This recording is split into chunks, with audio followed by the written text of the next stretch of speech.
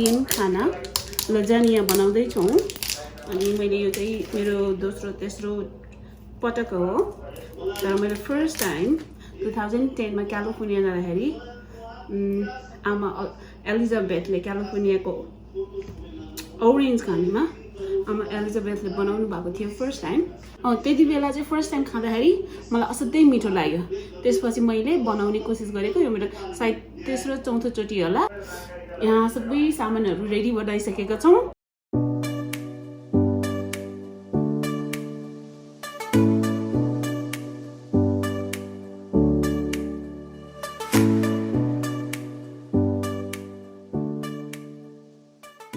फर्स्टमा यो चाहिँ रिकाटो चिजमा धेरै हुन्छ क्या। रिकाटो चिजमा हामी अलि धेरैजना पनि छौँ, त्यसैले यो रिकाटो चिजमा म चाहिँ यो एउटा अन्डा राखेर मिक्स गर्छु।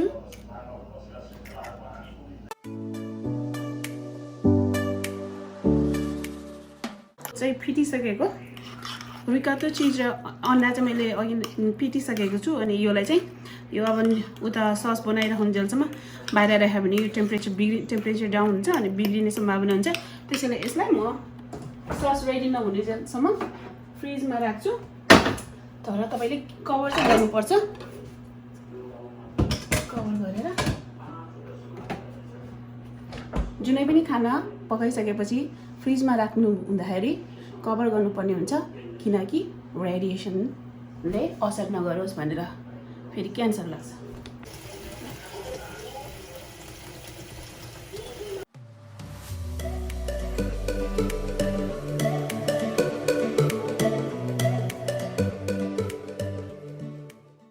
यो चाहिँ लजानिया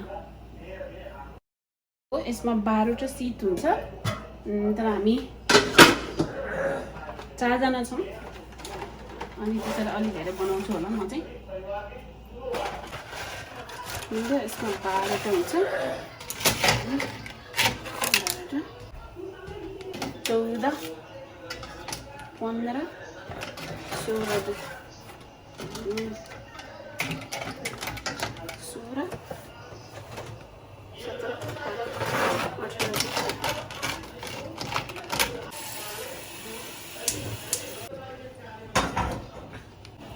खास गरी यो भाँडा चाहिँ मोमोको भाँडा हो। हामीसँग न्युडल चाहिँ बोइल गर्ने चाहिँ छुट्टै प्रकारको भाँडा हुन्छ, यस्तो अलिकति ठाडो पर्ने खालको त्यो भाँडा छैन। अनि यो मोमोको भाँडामा बनाएको पानी त इनफ छ, तर अलिकति साइजको कारणले त्यो भएन। यो एक्चुअली यस्तो ठाडो पर्ने भाँडा हुनुपर्ने हुन्छ कि, अनि पानी अलिकति कम भयो। त्यसो गरेर हाल्दाखेरि न्युडल छिरेन। अनि अलिकति साइडमा पानी तातो गरेको छौँ। अनि अलिकति यो न्युडललाई कभर गर्ने गरेर तातो पानी राख्नेछौँ। अनि केही मिनटमा यो रेडी हुनेछ।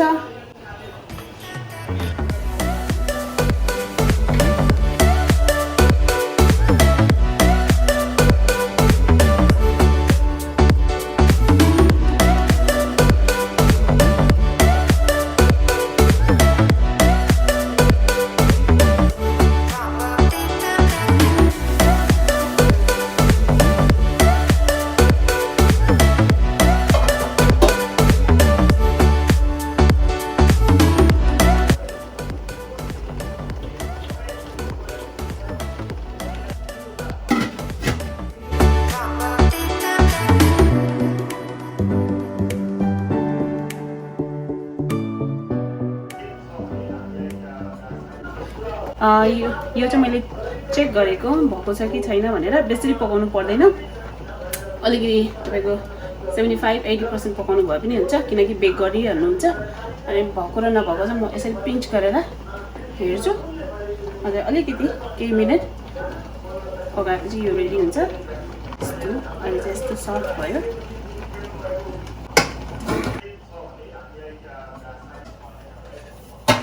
अब चाहिँ न्युडल तयार भयो।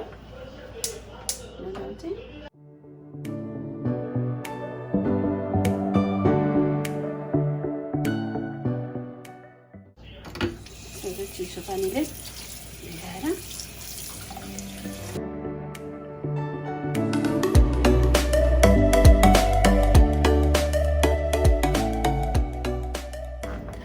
यो यहाँबाट खनाइसकेपछि नटासियोस् भन्नको लागि तपाईको अलिकति अलिभ ओइल राखेर मोलेर राख्नुपर्ने हुन्छ।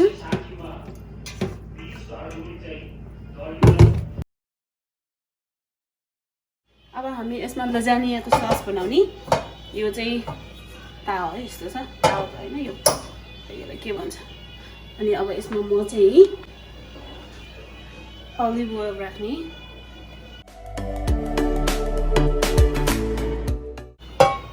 अलिभ ओइल, बटर जे राख्नु भयो नि हुन्छ।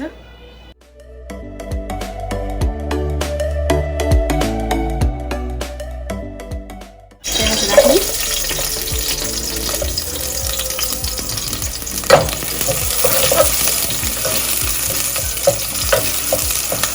प्याज राखेर यसमा फ्राई गर्ने।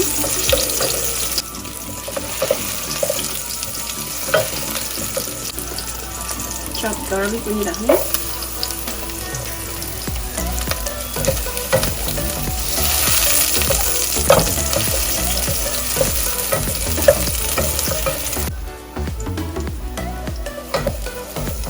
अलिकति यो चप गार्लिक र अनियन ब्राउन कलरको भएर चाहिँ यो राख्ने। Tomato, chop tomato.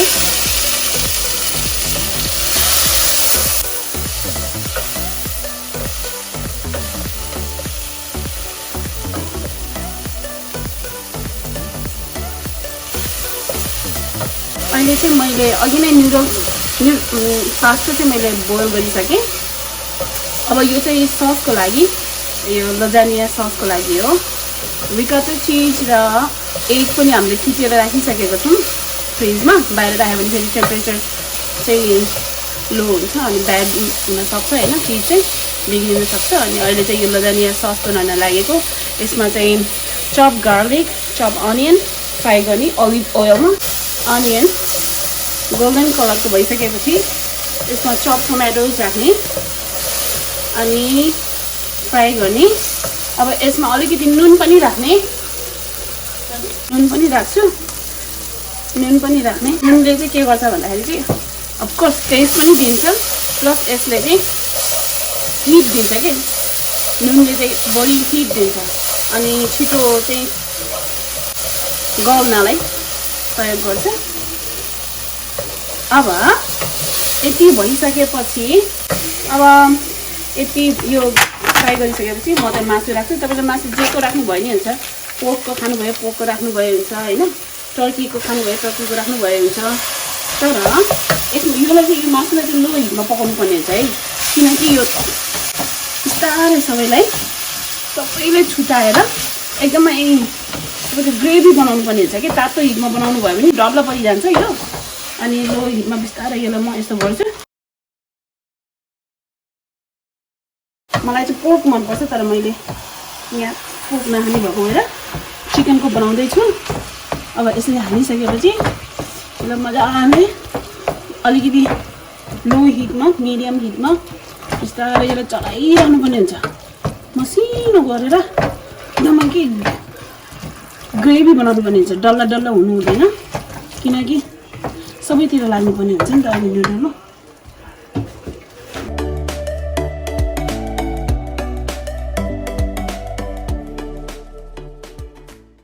अब टमाटर सस,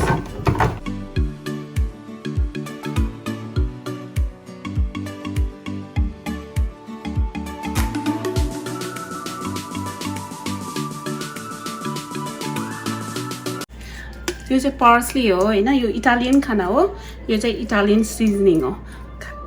तपाईँले चाहिँ फ्रेस पार्सली चाहिँ चप गरेर राख्नु भए पनि हुन्छ, अथवा फ्रेस छैन भने ड्राई राख्नु भए पनि हुन्छ। हामीसँग चाहिँ फ्रेस छैन, त्यसैले हामी चाहिँ ड्राई राख्छौँ।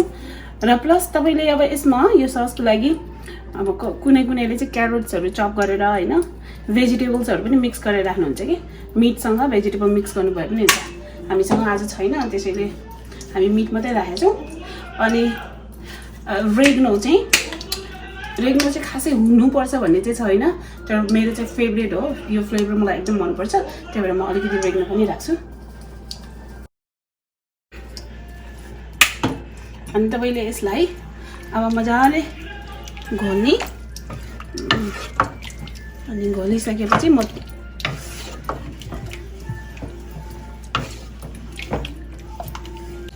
अब यसलाई पकाउने अनि एकछिन छोपेर राख्नुपर्छ।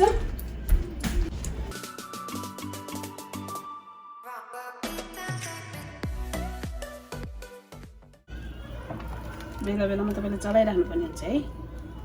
अब केही मिनेटमा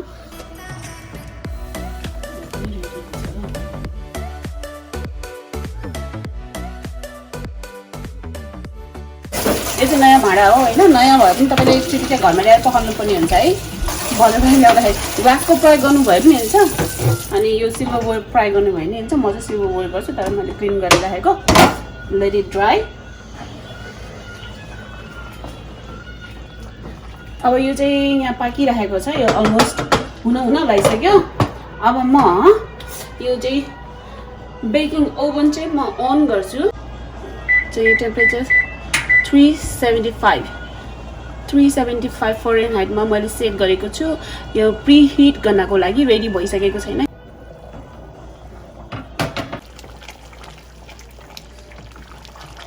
सस पनि भयो। अब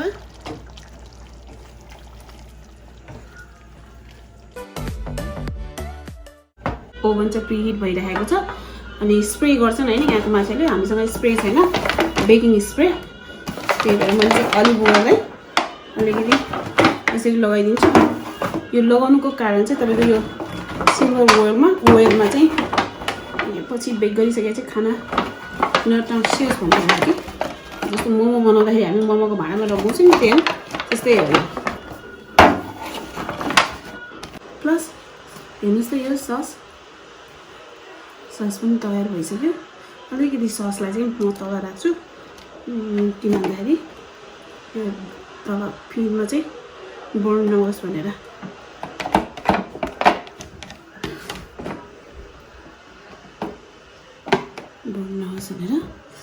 अब यसमा अघि नै बोइल गरेर राखेको न्युडललाई त्यसरी राख्छु।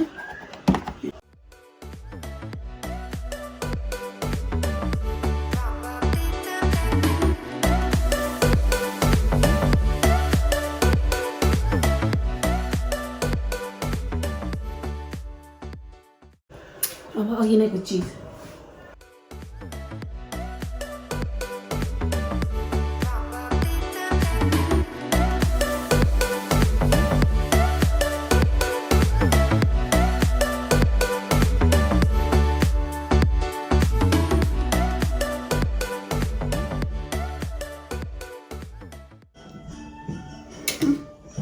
अब यसमा पार्मेसन चीज,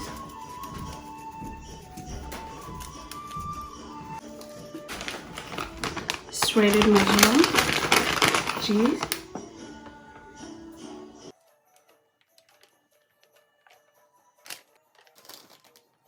and यसमा